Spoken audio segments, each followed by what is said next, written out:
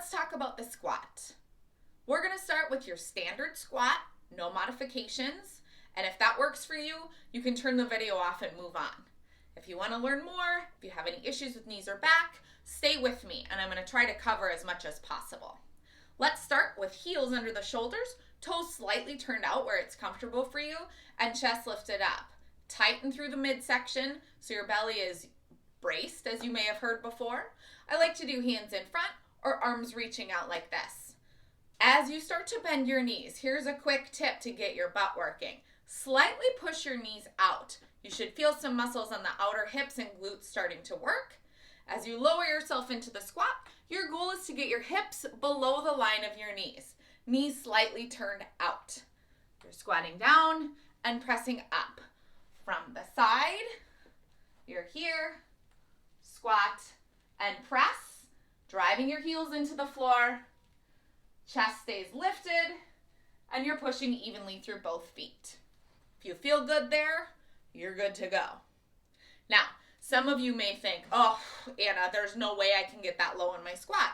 No worries. Start with that. Focus on that idea of pushing your knees slightly outward to get your butt working. People constantly ask trainers, how do I build butt muscles? How do I get a J-Lo booty? Whatever it is. That's how you do a squat. You squat properly. You try not to use all quads, okay? If you're new to this, you might feel a little bit like you're going to fall on your butt. That's pretty common. Don't worry. I have another alternative for you. So, knee issues. If you feel like you might fall over, trouble with your balance, whatever it is, here's something. You know what a squat is? Sitting in a chair. So find a nice sturdy chair. I don't recommend an easy chair or a sofa, but maybe like a kitchen chair. And stand in front of it. Let's say 4 to 6 inches in front of the chair. Stand nice and tall. Again, bend your knees, pushing your knees slightly out. If you're feeling very off balance, I do recommend reaching your arms forward. Then just go ahead and have a seat on the chair. You do that every day, right? And then, ideally without your hands, stand right back up. You just did a squat. If you need more help, hands can go on the thighs.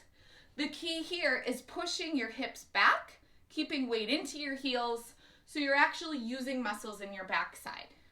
Okay? To progress from this, reach your hands in front of you, forward or clasped, and instead of relaxing at the bottom, you tap and stand up. So you're not ever relaxing when you sit.